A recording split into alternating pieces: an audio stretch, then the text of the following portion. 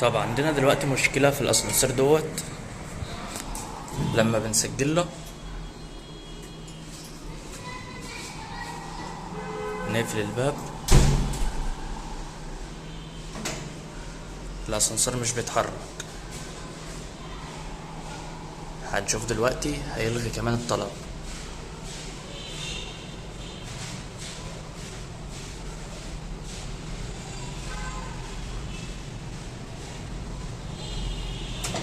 لغى الطلب. نجرب تاني.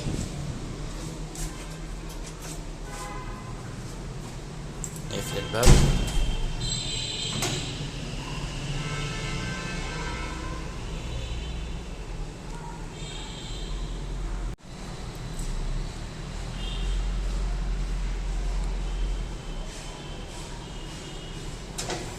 برضو الطلب اتلغى. هنعرف مع بعض حل المشكلة دي دلوقتي، بس في الأول ما تنساش دعمنا باللايك والاشتراك في القناة عشان نكمل. تعالوا مع بعض نحدد العطل. أول حاجة هنسجل مع بعض. نقفل الباب.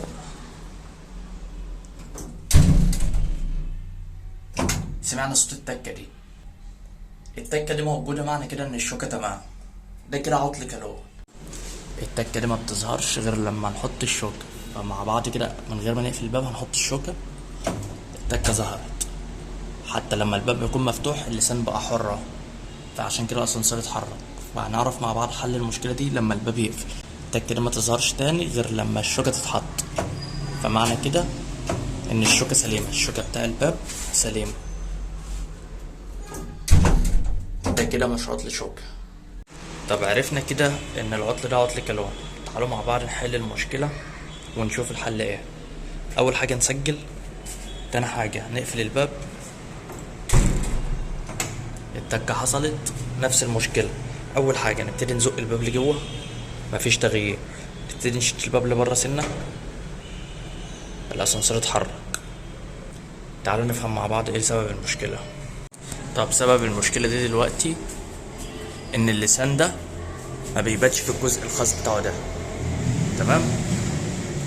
طب ما بيباتش ليه؟ بما ان احنا بنشد الباب لبره سنه عشان الاسانسير يتحرك، معنى كده ان اللسان بيبقى مخبوط هنا، ما بيبقاش داخل في الفتحه هنا مستقيم، بيبقى مخبوط هنا سنه. معنى كده ايه؟ معنى كده ان احنا عايزين الباب لما يقفل ما يقفلش للاخر خالص كده، عايزينه يبقى مشدود لبره سنه. هنعمل كده ازاي؟ في هنا حته كاوتش اهي، تمام. ممكن نزود عليها نقطه شمع، تمام، او ممكن نزود شمع تحت هنا، بحيث ان احنا نعمل اي حاجة تخلي ان الباب ما يبقاش قافل لجوه خالص كده، يبقى مشدود بره سنة صغيرة بس، بحيث ان هو يضاهي السنة دي بس، مش اكتر من كده. اهم حاجة وانت بتحط الشمع تخلي بالك تحط نقطة، بعد كده تسيبها تنشف وتجرب. لو لقيته محتاج تاني تزود شمع تاني، بس ما تحطش كتير، لان الشمع الكتير هيخليه بدل ما هو يشد لبره سنه هيحتاج يزق جوه سنه. طب لو زودت شمع كتير ممكن باي حاجه حتى وتشيل الزياده، وتشيل سنه زياده وتجرب. المهم ان الاسانسير يقفل ويتحرك من غير اي تدخل منك. هنحل المشكله دلوقتي واوريكم بعد ما اتحلت. وده الشكل النهائي بعد حل المشكله. الاسانسير بيتحرك بدون اي تدخل منك. نتمنى تكون استفدتوا. لو استفدت ما تنساش تعملنا اللايك والاشتراك.